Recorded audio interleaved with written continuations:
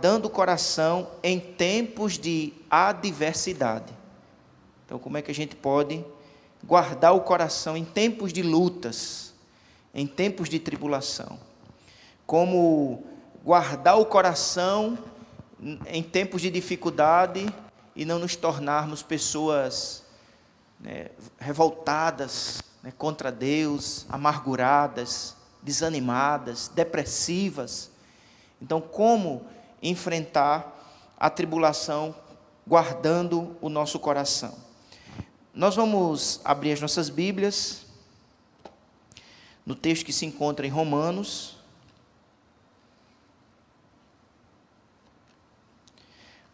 Romanos capítulo 8, texto bem conhecido da palavra do Senhor, versículo de número 28. Depois estaremos lendo outros versículos. Sabemos que todas as coisas cooperam para o bem daqueles que amam a Deus, daqueles que são chamados segundo o seu propósito. Vamos orar mais uma vez. Senhor, que o Teu Santo Espírito nos capacite no estudo da Tua palavra, ilumina a nossa mente e aplica as preciosas verdades da Tua palavra em nosso coração. Guarda o nosso coração, protege-nos em Ti, em nome de Jesus. Amém. Então, como guardar o coração em tempos de luta, em tempos de adversidade? Tribulações, ainda que santificadas, não deixam de ser tribulações. Então, tribulação é tribulação. Jonas era um homem bom, contudo, ele enfrentou a tribulação e ele viu a perturbação. A Bíblia nos fala que Jó era o espelho da paciência. Contudo, veja como seu coração ficou destroçado pela tribulação. Então, a Bíblia nos mostra que grandes servos de Deus, santos homens de Deus, enfrentaram sérias tribulações. E isso trouxe abalo, e isso trouxe lutas para a vida deles. O autor John Flavel, ele diz: é muito difícil manter o coração em equilíbrio quando chegam grandes aflições. É muito difícil manter o coração em equilíbrio quando chegam grandes aflições. Então esse é o nosso desafio, como um cristão, debaixo de grandes aflições, pode guardar seu coração. Como é que a gente pode guardar o nosso coração debaixo de grandes aflições, sem que o nosso coração se rebele contra Deus e nem caia sob depressão? Porque essa é a grande dificuldade que a gente enfrenta na hora da grande tribulação. Ou o seu coração pode se rebelar contra Deus, ou cair numa profunda depressão. Então, como guardar o coração, tanto da rebelião como da depressão, nos tempos da aflição? O autor, ele nos dá aqui alguns conselhos, e que, em nome de Jesus, o Espírito Santo possa aplicar no nosso coração estes sábios conselhos bíblicos, que devem ser aplicados no nosso coração, para que o nosso coração esteja protegido quando surgir as aflições. E a Bíblia diz que nós vivemos no mundo de aflições. No mundo tereis aflições. E o que fazer? O primeiro conselho: aflições não acontecem por acaso, mas por desígnio de Deus. Nada na vida de um crente acontece por acaso. A nossa vida, irmãos, não está nas mãos do destino, do acaso, do horóscopo. A nossa vida está nas mãos de um Deus soberano.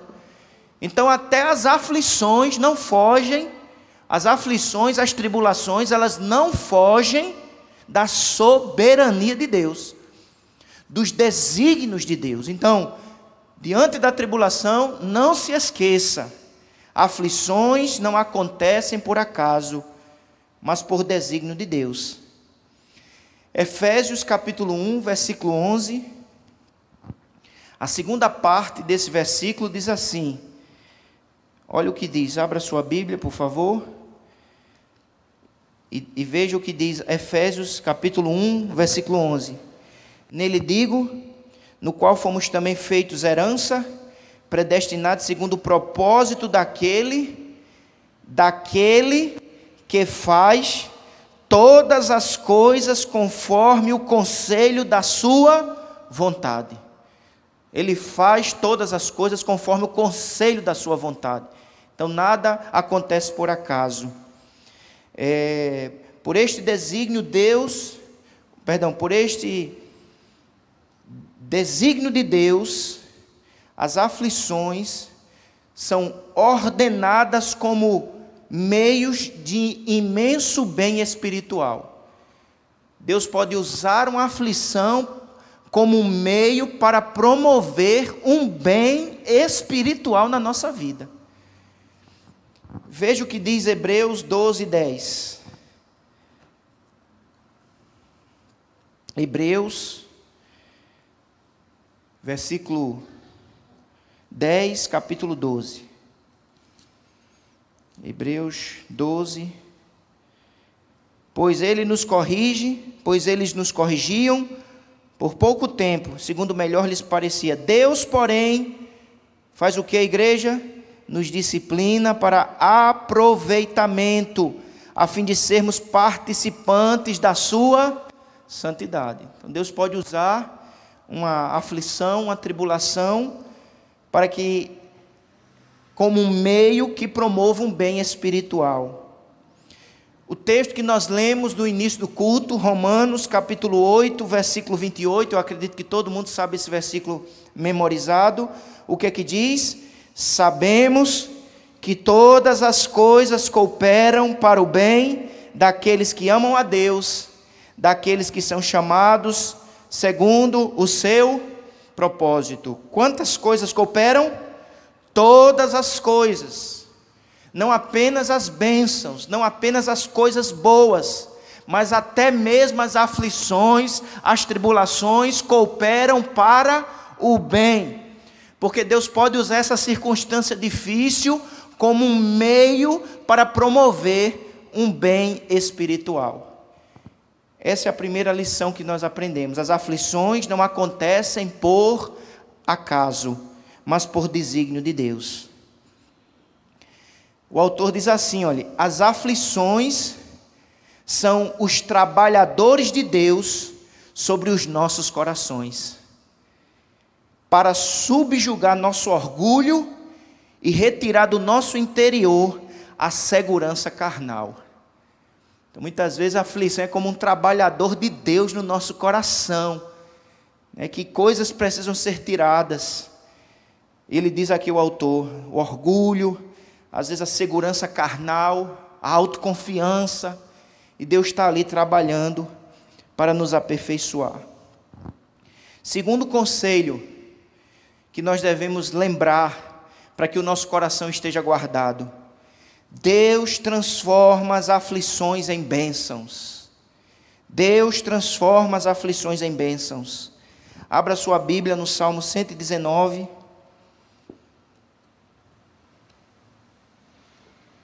Versículo 71.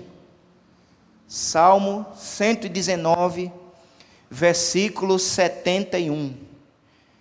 É bom você ver na Bíblia para não ficar só nas minhas palavras. O que é que diz? Foi-me bom ter eu passado pela aflição, para que aprendesse os teus decretos. Então a aflição foi aqui um professor. Ele diz, a aflição foi um pedagogo, foi o meu professor, e através dessa aflição eu aprendi melhor a palavra de Deus. Tem lições espirituais que só poderemos aprender quando passamos pela aflição. Portanto, Deus transforma aflições em aprendizado, em crescimento espiritual, em bênçãos. Veja o versículo 67, do mesmo Salmo. Salmo 119, 67. Antes de ser afligido, como é que eu andava? Andava errado, mas agora guarda a tua palavra. Deus usou a aflição para corrigir o caminho do salmista. Assim, com toda certeza, você não tem razão para entrar em questão com Deus. Pelo contrário, você pode se maravilhar em saber que Ele se importa com você, buscando de tal maneira o seu bem, a ponto de usar todos os meios para concretizá-lo. Deus quer o nosso bem, irmãos, e Ele usa todos os meios para concretizar o bem espiritual sobre a nossa vida, até as aflições e as tribulações. Paulo, em Filipenses 3:11, bendisse a Deus por qualquer meio, se ele pudesse alcançar a ressurreição dos mortos. Abra sua Bíblia em Tiago, por favor. Capítulo 1. Tiago. Já mais para o final do Novo Testamento. Capítulo 1. Meus irmãos, versículo 2. Meus irmãos, tende por motivo de toda alegria o passardes por várias provações. O apóstolo, o escritor, dessa epístola, ele afirma esta verdade, que nós devíamos ter alegria, porque até as provações Deus usa para o nosso benefício. O autor diz assim, escute por favor: meu Pai celestial tem um desígnio de amor para a minha alma. Por que eu ficaria com raiva dele? Tudo que ele faz buscando algum bem para a minha alma, algum propósito eterno e glorioso. É a minha ignorância do desígnio de Deus que me faz discutir com Ele. A minha ignorância do propósito que Ele tem, do alvo que Ele tem, que às vezes nos faz discutir com Deus, às vezes nos levantar contra o próprio Deus. Nessa situação, Ele diz para você o que disse para Pedro: o que eu faço não sabes agora, compreendê-lo-ás depois. João capítulo 13, versículo 7. Tem coisas que Deus está fazendo na nossa vida, a gente não está compreendendo, mas Deus faz em nós, usando muitas vezes a tribulação, a aflição. Então, lembremos-nos dos conselhos da palavra de Deus no tempo da aflição. Aflições não acontecem por acaso. Diga amém. Segundo, Deus transforma aflições em bênçãos. Temos que crer na soberania de Deus, que às vezes a gente pode perder o controle, mas Deus jamais perde o controle. Ele é o Senhor de todas as circunstâncias, até no tempo da luta, da tempestade, da aflição, da tribulação. Terceira lição: ainda que Deus tenha reservado a si a liberdade de afligir seu povo, Ele também se comprometeu em nunca tirar dele a sua bondade. Deus se comprometeu em nunca tirar do seu povo, de sua igreja, a sua bondade. Deus é sempre bom. Deus é bom em todo tempo, até no tempo da aflição. Deus não deixou de ser bom. Abra sua Bíblia, por favor, em 2 Samuel, capítulo 7.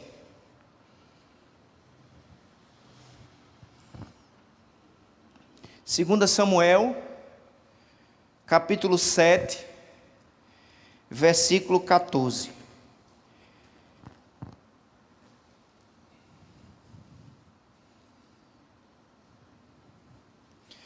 diz assim: eu lhe serei por pai, e ele me será por filho.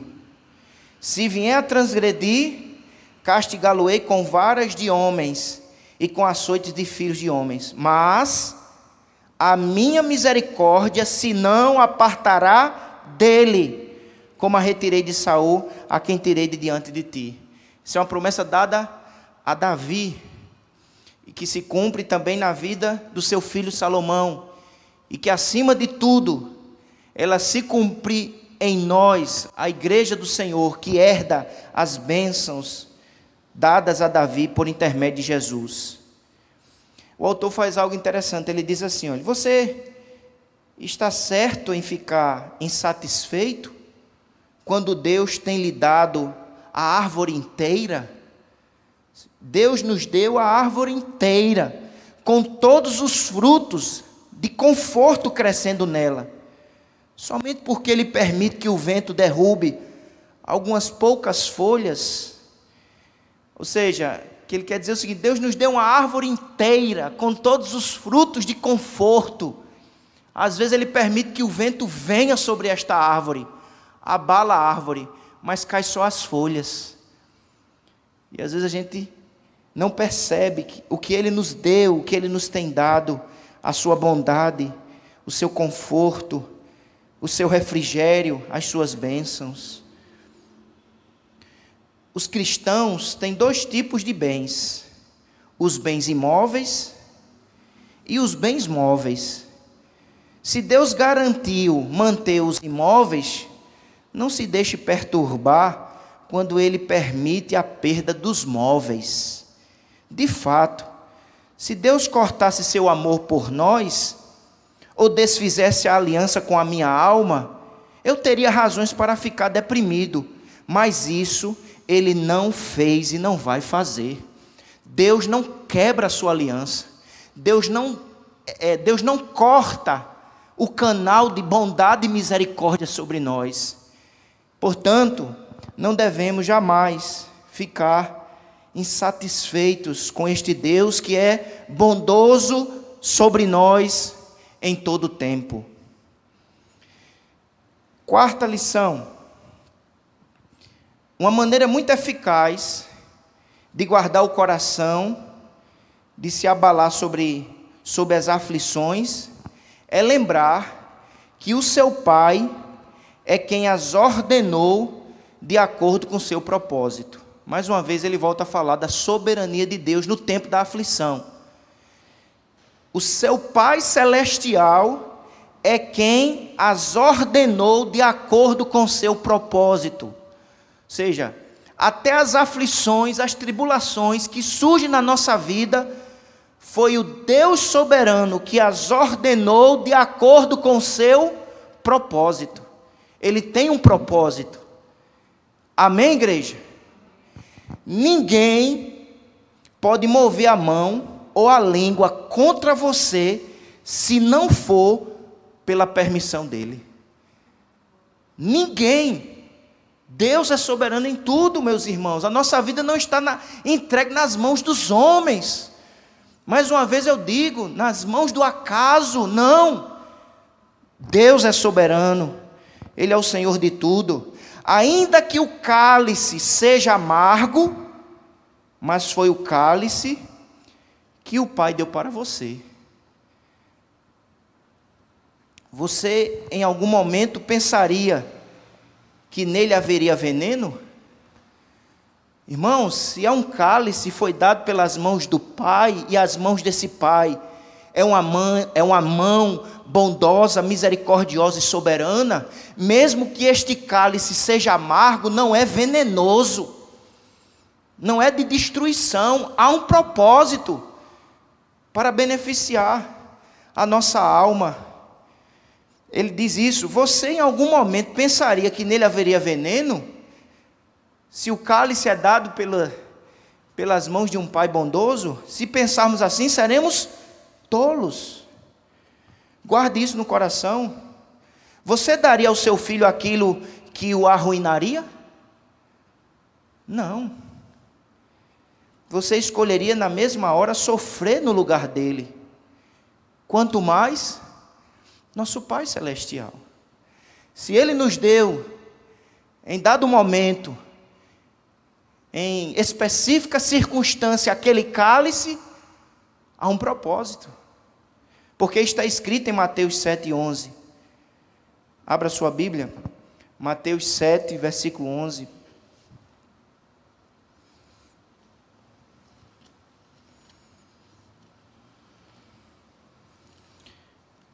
Olha o que diz sobre o caráter do Pai Celestial. Mateus 7,11. Ora, se vós, que sois maus, sabeis dar boas dádivas aos vossos filhos, quanto mais vosso Pai que está nos céus dará boas coisas aos que lhe pedirem. Há um propósito. É da natureza de Deus amar, compadecer-se e demonstrar a nós suas ternas misericórdias. Deus se relaciona conosco como pai e amigo, ainda que Ele não dissesse mais nada, só isso já nos dá verdadeira segurança. Mas Ele também deu sua palavra, está escrita em Jeremias 25:6, não vos farei mal algum. A bondade de Deus se manifesta sobre as nossas vidas em todas as circunstâncias. Então, não há um mal de Deus, não há uma intenção perversa de Deus de nos envenenar, de nos destruir. Há um propósito abençoador, mesmo que não entendamos, mas é nesse tempo que precisamos confiar no caráter do Pai. Ele é soberano, Ele é misericordioso e Ele é bom em todo o tempo. Ainda que eu não compreenda, Ele é o Senhor da minha vida. Olha o que Ele diz: você está muito perto do coração de Deus para que Ele possa feri-lo. Nada entristece mais a Deus do que você cultivar suspeitas infundadas e indignas em relação aos seus propósitos. O autor diz algo interessante, ele diz que isso entristece o coração de Deus, quando nós cultivamos suspeitas indignas em relação aos propósitos de Deus. A gente às vezes no tempo da luta, da tribulação, a gente fica duvidando dos propósitos de Deus. E ele está dizendo que a gente não pode, o nosso coração só será guardado da amargura, da rebelião contra Deus, quando no tempo da aflição, da tribulação, nós continuarmos confiando no caráter bondoso, sábio, santo, todo-poderoso e soberano do Senhor. Há um propósito. Ele faz uma ilustração, ele diz assim: se um médico fiel e compassivo tivesse estudando o seu caso e preparando os melhores remédios para salvar sua vida, como este médico se sentiria se você começasse a gritar: ele quer me destruir, ele está querendo me envenenar? Esse médico não ficaria profundamente triste? Claro, porque até a dor da cirurgia é para o seu bem. Até quando nós não compreenderemos isto? A gente às vezes não compreende. Ele está fazendo a cirurgia, está doendo, mas é para o nosso bem. Eu achei maravilhosa essa frase quando ele diz: até a dor da cirurgia é para o seu bem. Confie nesse médico santo, celestial. Ele não quer nos destruir, Ele não quer nos envenenar, Ele não quer nos inutilizar, Ele quer aperfeiçoar nossa vida, o nosso caráter. Ele é soberano, Ele é bom. Quinta lição: Deus vai amar você, não importa se na pobreza ou na riqueza.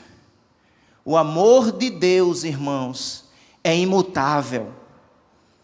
Por isso, não se deixe perturbar se Deus o coloca numa situação de vida mais simples.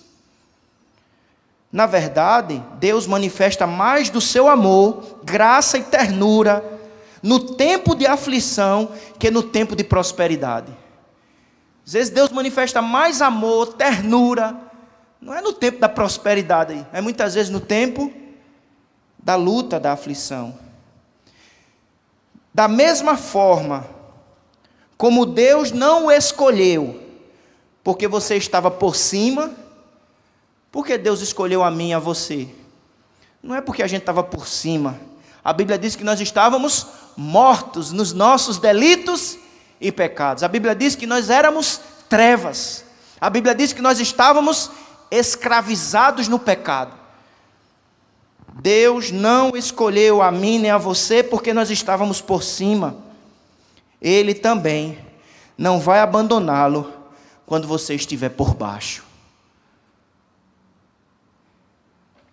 Os homens podem olhar para você de forma diferente e mudar a forma de tratá-lo, porque a sua condição mudou.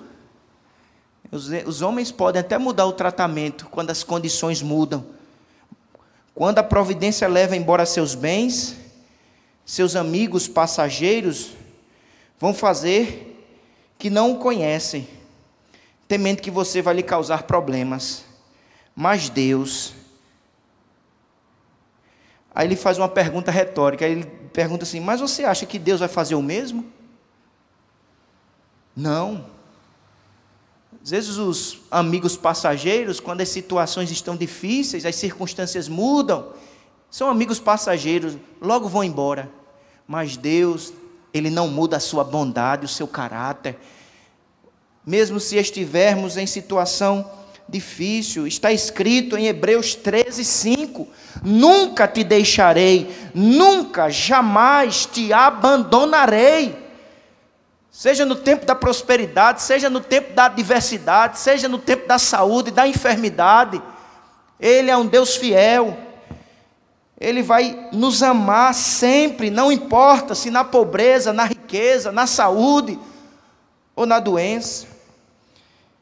Vamos ver o texto, por favor, para você encontrar referência e aprender onde está escrito. Hebreus 13, versículo de número 5.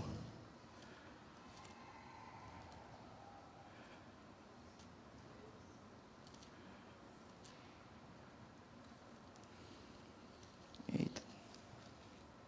Achei. É a parte B, né?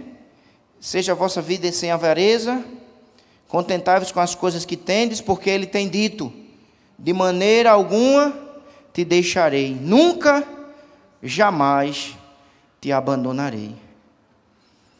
Se a adversidade e pobreza pudessem barrar o seu acesso a Deus, isso seria uma situação realmente difícil.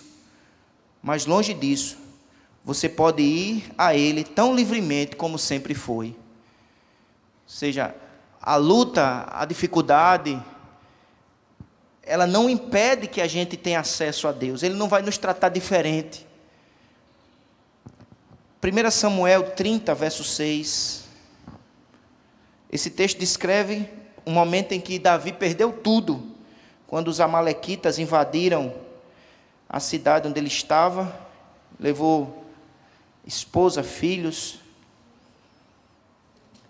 1 Samuel 30, versículo de número 6. É um tempo de tribulação. Vamos ler do início para a gente entender melhor a história. Sucedeu, verso 1. 1 Samuel 30, verso 1. Sucedeu, pois, que chegando Davi e os seus homens ao terceiro dia a Ziglag, já os amalequitas tinham dado com ímpeto contra o sul, e Ziglag esta ferido e queimado. Tinham levado cativas as mulheres que lá achavam, porém a ninguém mataram, nem pequenos nem grandes, tão somente os levaram consigo e foram seu caminho. Davi e os seus homens viram a cidade, e ei-la o quê? Queimada, e suas mulheres, seus filhos, suas filhas eram cativos. Olha que situação, irmãos. Davi saiu com seus homens. No tempo que ele sai, os amalequitas invadem a cidade, queimam a cidade e sequestram mulher, filhos e filhas. Então Davi, verso 4, e o povo que se achavam com ele ergueram a voz e choraram, até não terem mais forças para chorar. Também as 2 mulheres de Davi foram levadas cativas, Noã, a Jezreelita, Abigail, a viúva de Nabal, Carmelita. Olha a postura de Davi, olha o segredo de guardarmos o coração no tempo da tribulação. O que é que Davi fez?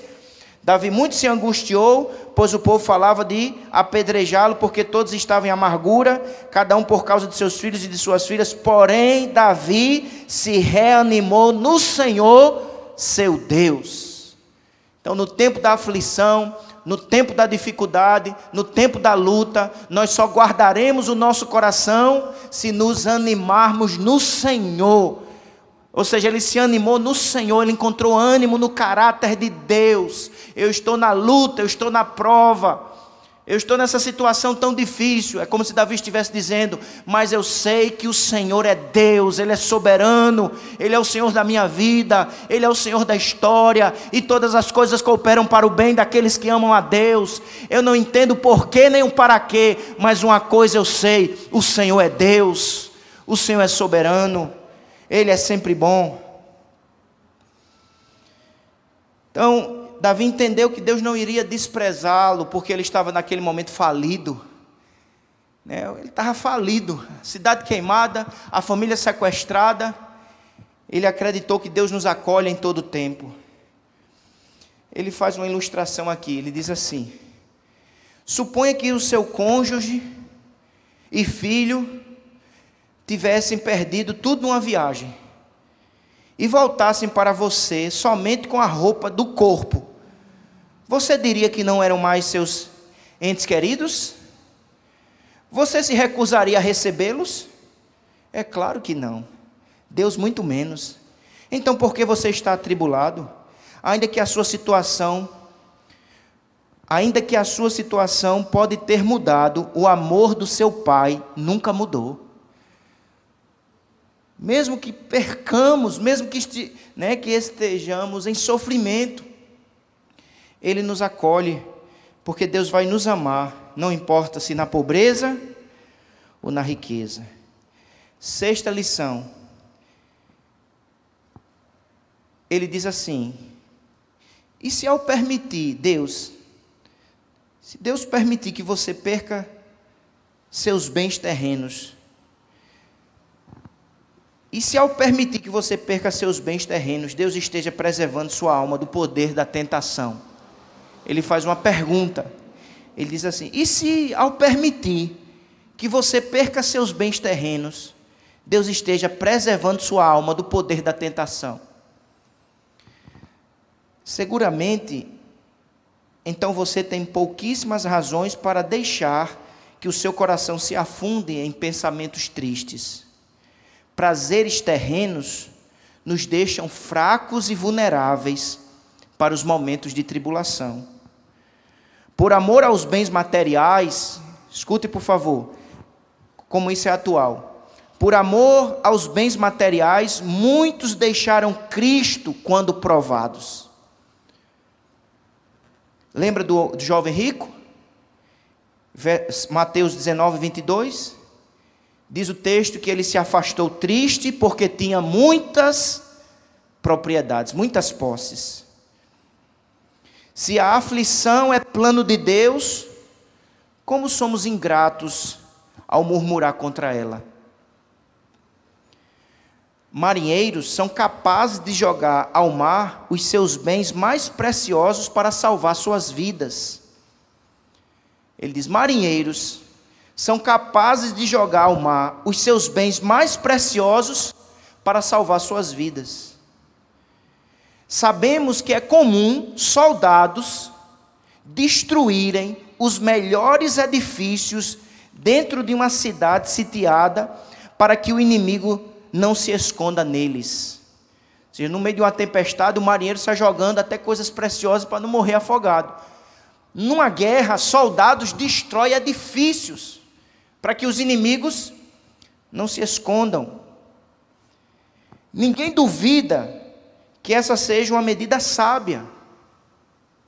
Aqueles que têm membros com gangrena, voluntariamente aceitam que sejam mutilados. Eles não somente agradecem ao cirurgião, mas também pagam por isso. Então, por que murmurar contra Deus por jogar ao mar as coisas que poderiam levá-lo ao fundo no meio da tempestade? Por que a gente murmura de Deus quando Ele está jogando fora o que tem que ser jogado fora do nosso coração para nos livrar de nós nos afundarmos na tempestade, no pecado, no mundanismo? Às vezes Ele está agindo como um marinheiro que está ali jogando coisas do barco para preservar o que é mais precioso, e o que é mais precioso é o nosso coração, é a nossa alma, é a nossa comunhão com Deus. Às vezes Ele está agindo como um cirurgião, retirando aquilo para preservar o todo, por derrubar paredes. Aí Ele diz: então, por que murmurar contra Deus por derrubar paredes onde seus inimigos iriam se esconder para atacá-lo? Às vezes Deus está derrubando paredes no nosso coração para que os inimigos não se escondam. Por que cortar? Ou melhor, por que, mais uma vez ele pergunta, murmurar contra Deus por cortar o que poderia colocar em perigo a vida eterna? Ó homem tolo e ingrato, não são por estas coisas pelas quais você se entristece, as mesmas que têm arruinado a vida de milhares de pessoas? Então, às vezes Deus está tirando da nossa alma o que poderia estar arruinando a nossa vida espiritual. E se Ele permitisse que elas ficassem, a nossa vida também estaria se arruinando como a vida de muitos. Vamos prosseguir. O sétimo conselho aqui. Se existe algo que pode fortalecer o seu coração no meio da adversidade, é lembrar que Deus, através dessas providências que nos humilham, pode estar realizando aquilo que você, por muito tempo, esperou e pediu em oração. Tem coisas que a gente está pedindo em oração, e Deus vai fazer aquilo que a gente pediu em oração, utilizando a tribulação. E você deveria ficar angustiado com isso? Ele diz assim: me diga, cristão, quantas orações que você fez na dependência de Deus, que não eram parecidas com estas? Por exemplo, ele vai dar aqui alguns exemplos de oração que a gente faz. Talvez um dia você orou: Senhor, guarda-me do pecado. Talvez um dia você orou: Senhor, mostra-me a vaidade das coisas terrenas. Talvez um dia você orou dizendo assim: Senhor, mortifica e mata os desejos pecaminosos. Não permita que meu coração descanse em nenhum outro prazer senão em Cristo. Que o meu coração descanse em Cristo. E ele diz assim: pois, através das lutas que nos humilham, Deus pode estar cumprindo os desejos do nosso coração. Ou seja, fizemos orações pedindo santidade, pedindo mais apego a Cristo, e muitas vezes Deus vai responder a nossa oração utilizando as lutas que nos humilham, para que a gente aprenda a confiar mais, a buscar mais, a depender mais, e saber que o prazer maior do nosso coração está em Cristo, e não nas coisas terrenas, mundanas e carnais. Você não quer ser guardado do pecado? Sim ou não? Veja que ele colocou ao seu redor uma cerca de espinhos. Às vezes a gente ora: Senhor, guarda-me do pecado. Aí sabe como o Senhor faz? Ele coloca uma cerca de espinhos. A gente toca, sente a dor, mas é para nos guardar do pecado. Você não quer perceber a vaidade das coisas terrenas? Sim ou não? As aflições são os óculos que o ajudam a ver de forma mais clara. A nulidade deste mundo, o vazio, que as coisas são passageiras. Na verdade, somente a experiência pode nos fazer perceber da forma mais eficaz a vaidade de muitas coisas dessa vida. Ele pergunta assim: você não quer fazer morrer seus desejos pecaminosos? Sim ou não? Este é o caminho. Qual é o caminho para a gente fazer morrer os desejos pecaminosos? Tirar todo o alimento e combustível que os mantinha. Se a prosperidade gerou e nutriu o pecado, a adversidade, quando santificada, vai fazer ele morrer. Você não deseja que seu coração encontre descanso em nada senão Deus? Que melhor método a providência poderia usar para cumprir o seu desejo, do que puxar aquele travesseiro macio dos prazeres sobre o qual você descansava? A gente às vezes deseja que o nosso coração encontre descanso em Deus. É isso que ele está dizendo. Às vezes a gente ora, Senhor, que o meu coração encontre descanso em Ti. Aí sabe como Deus vai responder essa oração? Tirando o travesseiro macio dos prazeres sobre os quais muitas vezes a gente está descansando. Ele tira o travesseiro macio para que a gente busque nele o real descanso. Amém, igreja?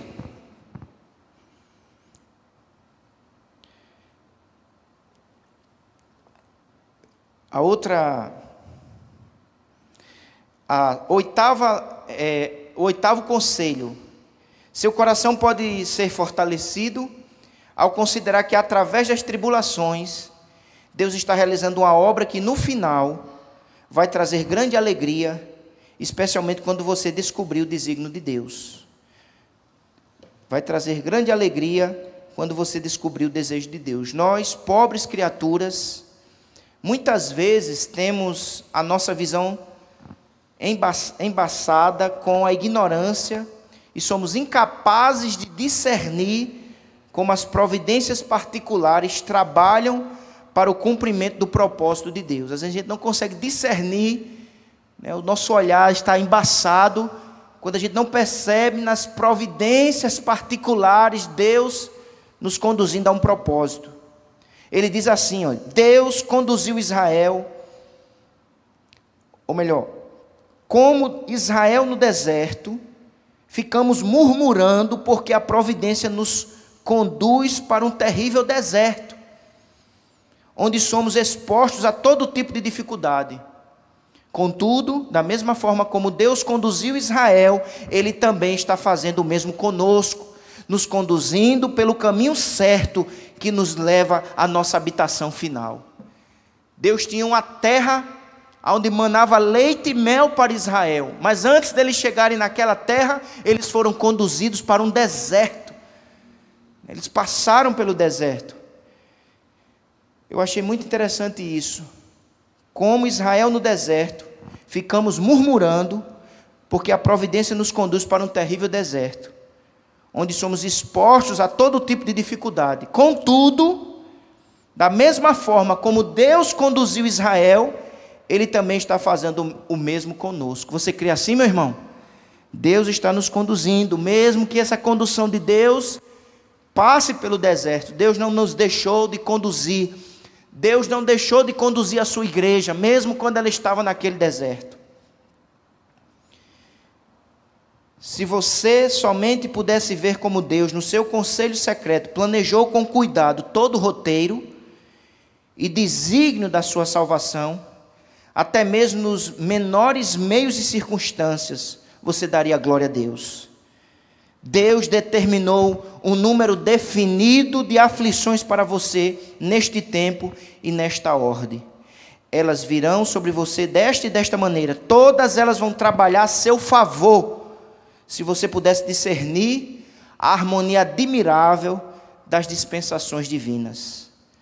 Sua mútua relação umas com as outras, com todo o impacto que elas terão no fim de tudo. De todas as situações no mundo, você escolheria aquelas onde você está, se você pudesse escolher. O que o autor está dizendo? Ele está dizendo que Deus está de maneira soberana, sábia, harmonizando todas as coisas para que elas cooperem para o desígnio, para o propósito que Ele tem estabelecido. Oitavo conselho, ou que é o nono, né? Já estou concluindo, só temos mais um outro e encerraremos.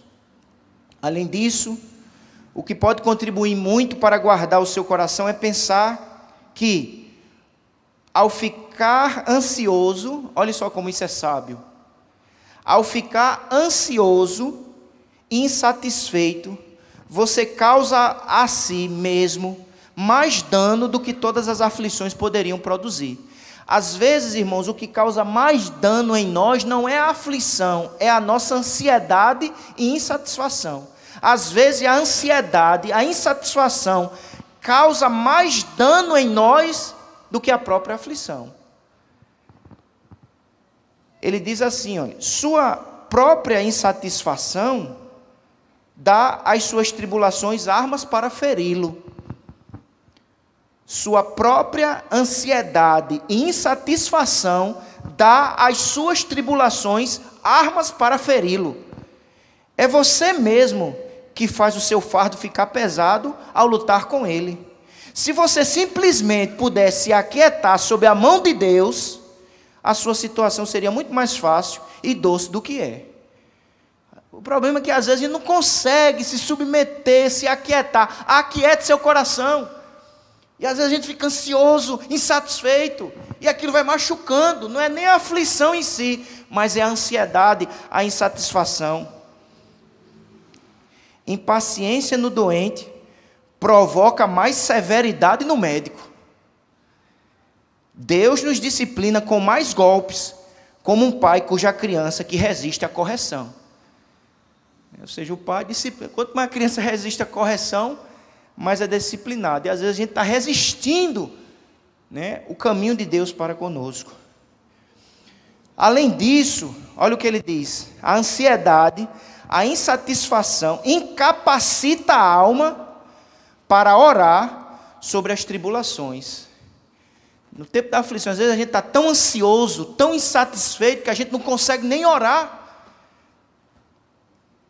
A gente não consegue perceber as coisas na perspectiva de Deus, de que Deus é soberano, Ele nos ama, e mesmo no tempo da tribulação, a sua bondade não se afasta de nós. Mas a insatisfação nos incapacita a orar sobre as tribulações e a perceber isto. Ele diz algo interessante. Ele diz assim, olha, a aflição é um comprimido. A aflição, ele faz uma analogia. A aflição é um comprimido que, revestido pela paciência e tranquila submissão, pode ser facilmente engolido. Diz que a aflição é como se fosse um comprimido. Quando ela é revestida de paciência e submissão tranquila, é como um comprimido que a gente engole facilmente. Mas, se a insatisfação mastiga o comprimido, a alma se torna amarga. Então, às vezes a gente faz com a aflição igual a um comprimido. A gente não recebe aquilo, a gente fica mastigando. Então, a insatisfação, a ansiedade faz com que a gente mastigue o comprimido, e aquilo se torna amargo, amargura, né? Torna amarga a nossa alma. Deus te tira algum conforto que Ele sabia que iria fazer-lhe mal, e você perde a paz pelo que foi tirado. Olha o que ele diz, é bem interessante essa frase. Diz assim: Ele lança uma flecha, não para feri-lo, mas para assustá-lo para longe do pecado. Muitas vezes Deus está lançando uma flecha, não é para nos ferir, mas é para nos assustar, para que a gente fuja do pecado. Mas por causa do desânimo, da ansiedade e da insatisfação, você permite que a flecha penetre o seu próprio coração. Finalmente, Se nada disso for suficiente, e o seu coração se recusa a ser confortado e aquietado, então considere mais uma coisa, a última. Se você meditar nisto com cuidado, com certeza, o objetivo será atingido. Faça isto. Compare a condição em que você está agora. Compare a condição em que você está agora. E tão insatisfeito com ela, com a condição de outros, sabendo que você merecia o mesmo. Compare a sua condição e com a condição de outros. Outros estão dentro de fornalhas chamejantes, gemendo sob o açoite da vingança, e eu mereci estar lá. Muitos estão em perdição, distantes de Deus, sem as promessas de Deus, e eu e você merecíamos estar lá. E onde é que nós estamos? Nós estamos num lugar seguro, porque estamos na presença do Pai, por intermédio de Cristo. Nós estamos reconciliados com Deus, mesmo que venham tribulações, aflições e lutas. Compare a condição em que você está agora. Ele diz: ó, minha alma, o meu sofrimento é o inferno? A minha situação é tão terrível quanto a dos condenados? O que milhares que agora sofrem no Hades fariam para trocar o lugar comigo? O que milhares não fariam para trocar o lugar conosco, irmãos? O Senhor nos livrou da condenação eterna, né? da ira de Deus. Nós estamos reconciliados apesar das lutas. Há uma história, ele conta uma história aqui de um duque. Esse duque era um homem muito rico, mas voluntariamente ele ingressou na pobreza religiosa, com todas as suas dificuldades. Um dia, um homem viu e sentiu profunda compaixão por aquele duque, desejando que ele fosse mais cuidadoso e se alimentasse melhor. O duque respondeu: Senhor, não se preocupe, e não pense que estou sendo mal suprido em minhas necessidades, pois eu tenho um servo que prepara meus aposentos e toma todas as providências para que eu seja tratado com realeza. O Senhor perguntou: quem é esse servo? Ele respondeu, o duque. O duque respondeu: o conhecimento de mim mesmo e a consideração do que eu mereço pelos meus pecados, que são os tormentos eternos. Este é o meu servo. É o conhecimento de mim mesmo e a consideração do que eu mereço pelos meus pecados, que são os tormentos eternos. E quando, com esse conhecimento, eu chego aos meus aposentos, por mais desprovidos que sejam, para mim, são muito melhores do que eu mereço. Por que então reclamar? Meus amados irmãos, que Deus nos ajude a guardar o nosso coração do desânimo e da revolta contra Deus diante das lutas e das adversidades. Que Ele nos ajude a guardar o nosso coração, em nome de Jesus. Fiquemos de